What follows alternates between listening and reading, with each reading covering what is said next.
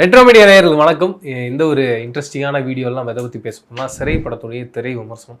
ரீசெண்டாக இந்த படத்துடைய ப்ரீமியர் ஷோவை நான் பார்த்துருந்தேன். எனக்கு என்னென்னா படத்தோட ட்ரெய்லராக பார்க்கும்போது என்னோட கண்ணோட்டம், என்னோடய தாட் ப்ராசஸ் இந்த படம் இப்படி தான் இருக்கும் போகுதுன்ற ஒரு எதிர்பார்ப்பாக நான் போனேங்க. ஆனால் படம் பார்த்து முடிச்சதுக்கப்புறமா அது எல்லாத்தையும் சுக்குநூறாக உடச்சி நான் உங்களுக்கு வேறு ஒரு ஃபீலிங்கை தரேன், அது இன்னும் பயங்கரமாக இருக்கும்னு சொல்லிட்டு ஒரு அற்புதமான ஒரு காதல் படம். கிட்டத்தட்ட எனக்கு இந்த படம் பார்த்து முடிச்சதுக்கப்புறமா என்ன படம் ஞாபகம் வந்ததுன்னா சிமிலராக, பட் இது ரெண்டும் சேமுன்ற மாதிரி சொல்ல, ரெண்டுமே வேறு எக்ஸ்பீரியன்ஸ். பட் இந்த மாதிரியான ஒரு எக்ஸ்பீரியன்ஸ் இதுக்கு முன்னாடி அங்கேயும் நம்ம என்ஜாய் பண்ணியிருக்கோமே அப்படின்ற ஒரு அனுபவத்தை தந்த ஒரு படம்னா மைனா படம் எப்படி இருக்குமோ அதே மாதிரியான ஒரு பயங்கரமான ஒரு லவ்வை இந்த கதைக்குள்ளே ரொம்ப அழகாக பேக் பண்ணியிருக்காரு இந்த படத்துடைய டைரக்டர். இந்த கதையாக ஒரு எப்படி ட்ராவல் பண்ணி கொண்டு போனார் அப்படின்ற நிறைய விஷயங்களை அவர் பேசின ஒரு இன்டர்வியூ மூலயமா பார்த்துருந்தோம். டேரக்டர் தமிழ் உங்களை எல்லாருக்குமே தெரியும்னு நினைக்கிறேன். நிறைய நம்மளுடைய வெற்றிமாறன் சாருடைய படங்கள்லாம் பயங்கர ஹைட்டாக ஒல்லியாக இருப்பார். அவர் உண்மையிலேயே ஒரு போலீஸ் ஆஃபீஸர். அதுக்கப்புறம் ஒரு சினிமாவுக்கு வந்துட்டார். நிறைய படங்களும் ஒரு வில்லனாலாம் நடிச்சிருக்காரு. மிக முக்கியமாக அசுரன் படத்தில் கூட பார்த்துருப்பீங்க. ஒரு ஃபைட் சீக்வன்ஸில், ஒரு இன்ட்ரோல் பிளாக் முன்னாடி ஒரு ஃபைட் சீக்வன்ஸில் அவர் தான் வருவார். அவருக்கும் தனுஷ் சார் தான் சொன்னாங்க. அவர் டானாக்காரன்னு ஒரு படம் பண்ணார். அந்த படமும் பயங்கர சூப்பராக இருக்கும். அதுலேயும் விக்ரம் பிரபு சார் தான் அங்கே போலீஸ் ஆஃபீஸராக வந்திருப்பார். இந்த படத்துலையும் அப்படி ஒரு கேரக்டர் தான் பண்ணுறாரு. அவருடைய வாழ்க்கையில் நடந்த உண்மையான சம்பவத்தை ஒரு சில சினிமேட்டிக் லிபர்ட்டியை யூஸ் பண்ணி கதையாக்கப்பட்ட திரைப்படம் தான் இந்த சிறை. டைரக்டர் இந்த கதைக்கான அந்த ஸ்க்ரீன் பிளேவை அமைச்ச விதமும் இந்த கதையை டைரக்ட் பண்ண விதமும் ரொம்ப பிக்சர் பர்ஃபெக்டாக இருந்தது அப்படின்றது தோணுச்சு. எல்லா இடங்கள்லையும் நிறைய விஷயங்களை பற்றி பேசியிருந்தார். ஓவராலாக இந்த படத்துடைய டியூரேஷன் 2 hours கொஞ்சம் மேலே. ஆனால் அந்த 2 மணி நேரம் கதை போகிறதே தெரில. விறுவிறுப்பாக அடுத்துன்ற ஒரு தாட் ப்ராசஸ்குள்ளேயே தான் கதை ரொம்ப அழகாக நகர்ந்து போயிட்டே இருந்துச்சு. அண்டு டுவர்ட்ஸ் எனக்கு என்னென்னா படத்தோட செகண்ட் ஹாஃப் அவங்க ஸ்டேஜ் பண்ண விதம், அதில் ஒரு லவ்வை காட்டுறாங்க. அந்த லவ்வோட எமோஷனை காட்டுறாங்க, டெப்த்தை காட்டுறாங்க. ஒருத்தன் ஏதோ ஒரு வேகத்தில் அவனுடைய வாழ்க்கையில் ரொம்ப பயங்கரமாக நேசிச்சிட்டு இருக்க ஒரு ஆளுக்கு ஆபத்துன்னு வரும்பொழுது ஒரு இடத்துல ரியாக்ட் பண்ணிடுறான். அது தப்பாக போயிடுது. அந்த தப்பு ஊர் மக்களுக்கு தெரியலனா கூட அவனே போய் சரணடைகிறான், நான் தாங்க தப்பு பண்ணேன்னு சொல்லிட்டு. அப்படி இருக்க ஒரு நல்லவனுக்கு தப்பு எதுவும் நடந்துடக்கூடாதுல்ல. ஆனாலும் அப்படி ஒரு பெரிய தப்பு அவனுக்கு நடக்குது. அதுக்கப்புறம் வாழ்க்கை எப்படி போகுது, இப்படி நிறைய விஷயங்களை இந்த படத்தில் டீல் பண்ணி டுவோர்ட்ஸ் த கிளைமேக்ஸ்லையும் ப்ரீ கிளைமேக்ஸ் போர்ஷன்லையும் ஒன்று பண்ணியிருப்பாங்க. மனசை உடச்சிருவாங்க. அந்த அளவுக்கு ரொம்ப எமோஷ்னலான ஒரு லவ் சீக்வன்ஸ் இந்த படத்துக்குள்ளே டைரக்டர் ஃப்ரேம் பண்ணியிருந்தார். அண்ட் அவருடைய டச் என்னன்னா உடஞ்ச இதயத்தை ஒட்ட வைக்கிறதுன்றது தெரியுங்களா, அது இன்னும் மிகப்பெரிய ஒரு மேஜிக். அது எல்லா படங்கள்லையும் அப்படி ஒரு மேஜிக் நடக்காது. இந்த படத்தில் அப்படி ஒரு மேஜிக் நடந்திருக்கு. அப்படி நடந்த உடனே நம்மளே அறியாமல் இந்த படத்தை பார்த்துட்டு இருக்கும்போது கையை தட்டி, அப்பா இப்படி ஒரு நடந்துருச்சு, இது போதும்பா, சந்தோஷம்பா, நம்ம லைஃப்பில் ஏதோ ஒரு நல்ல சம்பவம் நல்ல விஷயம் நடந்த மாதிரி அப்படி ஒரு சந்தோஷத்தை நமக்குள்ளே கொண்டு வந்துடுது. அது இந்த படத்தோட ஒரு பெரிய ப்ளஸ் பாயிண்டாக நான் பார்க்குறேன். படத்தில் டெக்னீஷியன்ஸாக மிக முக்கியமாக இந்த படத்தோட ஆர்ட் டைரக்டர் பேசும்போது ஒன்று சொல்லியிருந்தாங்கன்னா, இந்த படத்தில் 50-50. என்ன 50-50னா ஆர்ட் டிபார்ட்மெண்ட் ஒர்க் 50% பார்த்துருக்கோம். அதாவது செட்டுலாம் ஒரு 50% போட்டிருக்கோம். லைவ் லொக்கேஷனில் ஒரு 50% எடுத்திருக்கோம். நான் 100% சொல்கிறேன். இந்த நீங்கள் படத்தை நீங்கள் தேட்டரில் போய் பார்க்குறீங்கன்னா எது செட்டு எது ஒரிஜினல்னு சொல்லவே முடியாது. எல்லாமே லைவ் லொக்கேஷனில் போய் ஷூட் பண்ணாங்கன்ற ஒரு ஃபீலை கொடுத்துருப்பாங்க. அந்தளவுக்கு எக்ஸ்ட்ராடினரியாக இருந்தது ஆர்ட் டிபார்ட்மெண்ட் ஒர்க்கு. அண்ட் சினிமோகிராஃபியும் ரொம்ப அழகாக இருந்துச்சு. இதுக்கு முன்னாடி இந்த சினிமோகிராஃபர் டானாகாரன் படத்தில் ஒர்க் பண்ணியிருந்தார்.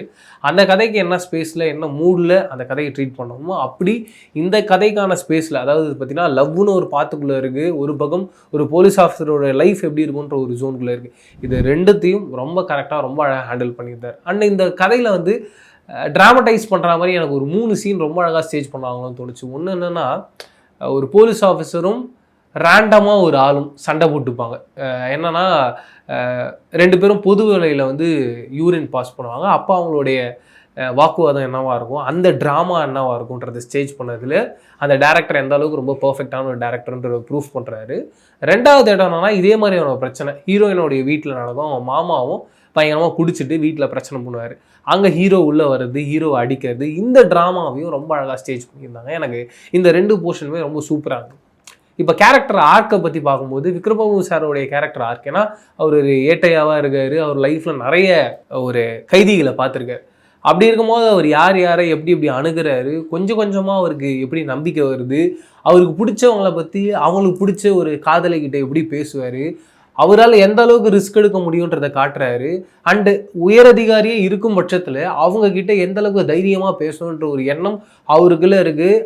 அந்த அந்த எண்ணம் எப்படி எதை நோக்கி இருக்குன்னா, லைஃப்பில் என்ன நடந்தாலும் பரவாயில்ல, நமக்கு வேலையே போனாலும் பரவாயில்ல, ஆனால் நம்ம இருக்கிற நியாயத்தை பேசணும், உண்மையை பேசணும்னு இருக்கக்கூடிய கேரக்டரு அதனாலேயே அவருடைய லைஃப்பில் வேற ஒரு இடத்துல பாதிப்பு வருது. இருந்தாலும் அது அவருடைய லைஃப்பில் பெரிய பாதிக்கலன்ற மாதிரியும் சினிமாட்டிக் லிபர்ட்டி யூஸ் பண்ணி அந்த கேரக்டராக இருக்க ஜஸ்டிஃபை பண்ணியிருக்காரு டேரக்டர். அதை இன்னும் ரொம்ப ப்ராமிசிங்காக நடித்து கொடுத்துருக்காரு நம்மளுடைய விக்ரம் பிரபு சார்.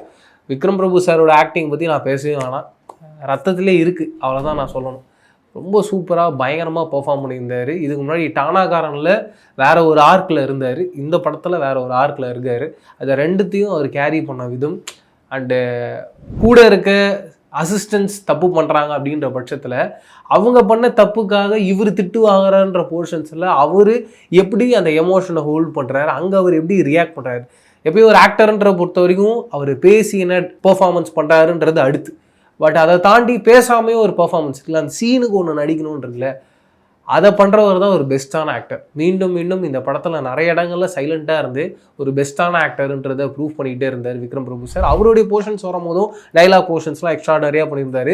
நமக்கு வந்து அது நடிப்புன்ற மாதிரியே தெரியல, ரொம்ப லைவாக ஒரு பெர்ஃபார்ம் பண்ணியிருந்தார். அதுதான் இந்த கதையோட ஒரு பெரிய ப்ளஸ் பாயிண்டாக பார்க்குறேன். இந்த படத்தோட hero Akshay, 7 screen producer Lalit சாருடைய பையன். அவருக்காக தான் இந்த படத்தை ரெடி பண்ணியிருக்காங்கன்றது தெரியுது.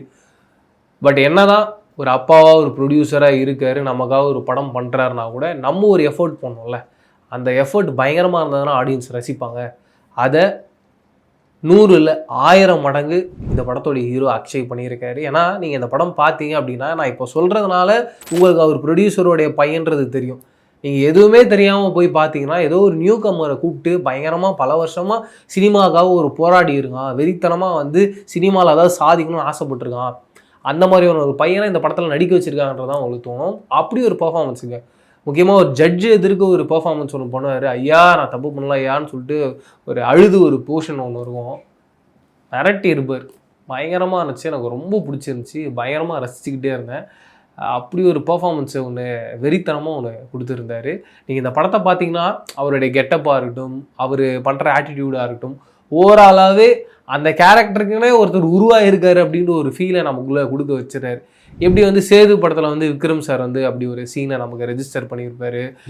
பரத் சார் கூட நிறைய படங்கள் அப்படிப்பட்ட கேரக்டர்லாம் பண்ணியிருப்பார். அப்படி ரொம்ப ஈஸியாக எல்லாருக்கும் பிடிக்கக்கூடிய ஒரு ஹீரோவாக இந்த முதல் படத்துலேயே மாறியிருக்கார் அக்ஷய்ன்னு தான் சொல்லலாம். இந்த படத்தோட ஹீரோயின் ரொம்ப அழகாக பர்ஃபார்ம் பண்ணியிருந்தாங்க. ஒரு சில பேருடைய ஃபேஸே ரொம்ப பிரைட்டாக நம்ம பார்த்துக்கிட்டே இருக்க மாதிரி, நம்ம பக்கத்து வீட்டு பொண்ணு மாதிரி, இல்லை நம்ம கூட பிறந்த பொண்ணு மாதிரி இருக்கும்ல, அந்த மாதிரியான ஒரு உணர்வை இந்த படத்தோட ஹீரோயின் தராங்க. ரொம்ப அழகாக இருந்தது அவங்களுடைய performance. And Akshay and heroine இவங்க 2 பேரும் வர சீக்வன்ஸ் எல்லாமே 2 பேரும் ரொம்ப அழகாக அந்த லவ்வை ஹோல்ட் பண்ணி கொண்டு போயிட்டே இருந்தாங்க. அவங்க 2 பேருக்கும் சேர்ந்து பெர்ஃபார்ம் பண்ணுற சீனும் இருக்குது, தனித்தனியாக பெர்ஃபார்ம் பண்ணுற சீனும் இருக்குது, எமோஷனல் சீன் இருக்குது, லவ் சீன் இருக்குது. இது எல்லா ஜோன்லேயும் எல்லாரும் பிக்சர் பர்ஃபெக்டாக ஒர்க் பண்ணியிருந்தாங்க. அதுக்கு இந்த ஓவரால் காஸ்ட் அண்ட் க்ரூ மெம்பர்ஸுக்கு ஒரு பெரிய ஹேட்ஸ் ஆஃப் சொல்லி ஆகணும். மியூசிக் ஜஸ்டின் பிரபாகரன் மிரட்டிட்டாருங்க. ஒரு வாட்டியும் அந்த சீனுக்கான ஹைப்பு அடுத்து என்ன நடக்க போகுதுன்றத அந்த மியூசிக்கில் ஒன்று எலவேட் பண்ணி தூக்கிட்டு போகிறாரு. படமாக பார்க்கும்போதே அது அப்படி இருக்குது. இன்னும் மியூசிக் இன்னும் பயங்கரமாக ஒன்று பண்ணி அடுத்த ரேஞ்சு கொண்டு போயிட்டாங்க. பட் எனக்கு என்னென்னா, ஏதோ ஒரு இடத்துல இந்த மியூசிக்கை கேட்கும் போது கைதி படத்தோடைய மியூசிக் ஞாபகம் வந்துக்கிட்டே இருந்தது. அதுக்கு ரீசன் அதே இன்ஸ்ட்ருமெண்ட்டை யூஸ் பண்ணதுனால கூட இருந்திருக்கலாம். பட் அதே மாதிரியான மியூசிக்காக கிடையாது. எனக்கு தோணுன விஷயத்த உங்ககிட்ட ஷேர் பண்ணிக்கணும்னு நினச்சேன், வேறு எதுவும் கிடையாது. பட் என்ன இருந்தாலும் சாங்ஸாக இருக்கட்டும், மியூசிக்காக இருக்கட்டும், ஓவராலாக இந்த படத்துக்காக ஜஸ்டின் பிரபாகரன் பண்ண ஒர்க் எக்ஸ்ட்ராடினரின்றதுல டவுட்டே கிடையாது. இந்த படத்தோடைய ஸ்டண்ட்டை பற்றி பேசி ஆகணும். படத்தோட ஓப்பனிங்கில் ஒரு ஃபைட் சீக்வன்ஸ் இருக்குது. ஒரு என்ன சொல்கிறது, சமையலுக்கு யூஸ் பண்ணுவோம்ல காரப்பொடி, அந்த காரப்பொடி யூஸ் பண்ணி எல்லாரும் போலீஸ் ஆஃபீஸர் மேலே அடிப்பாங்க. அங்கேருந்து ஒரு ரவுடி எப்படி தப்பிச்சு போகிறான்ற ஒரு சீன் பண்ணியிருப்போம். அந்த ஸ்டேஜிங்கே பயங்கரமாக மிரட்டலாக இருந்துங்க. ரொம்ப இன்டென்ஸாக அந்த கத்தி வர்றதா இருக்கட்டும், எஸ்எஃப்எக்ஸாக இருக்கட்டும், அந்த ஃபைட் சீக்வன்ஸுக்காக பண்ணது எல்லாமே அவ்வளோ ரியலிஸ்டிக்காக இருந்தது. அந்த இடத்துல விக்ரம் பிரபு சாருடைய மாஸ் ஒன்று இருக்குது, ஒரு கன் எடுத்து ஒரு சீக்வன்ஸ் இருக்குது, அப்படியே மிரட்டிட்டாங்க. படம் ஆரம்பித்து ஒரு 5வது நிமிஷமே ஒரு பிளாஸ்டான ஒரு படமாக தான் இந்த படம் ஓப்பன் ஆகுது. இப்படி இந்த படத்தோட ப்ளஸ் பாயிண்ட்ஸை பற்றி நம்ம பேசிக்கிட்டே போகலாம். லைஃப்பில் உங்களுக்கு வந்து ஒரு திருப்திகரமான ஒரு லவ் படம் பார்க்கணும், அதை ஃபேமிலியாக பார்க்கணும், எந்த ஒரு டிஸ்டர்பன்ஸும் இல்லாமல் இருக்கும், அதுக்குள்ளே ஒரு த்ரில்லர் ஜோனுக்குள்ளே ஒரு கதை அம்சம் இருக்கணும்னு ஆசைப்பட்டீங்கன்னா கண்டிப்பாக இந்த சிறைன்ற படத்தை தேட்டரில் போய் பாருங்கள். உங்களை 100% சாட்டிஸ்ஃபை பண்ணி தேட்டர்லேருந்து வெளியில் அனுப்புவாங்கன்றதுல சந்தேகமே இல்லை. இதை தாண்டி வேறு ஒரு ரிவ்யூவில் சந்திக்கிறேன். அது ரிலேட்டடாக பேசுவீங்க. நான் பிரவீன் கேஎஸ். பாய்.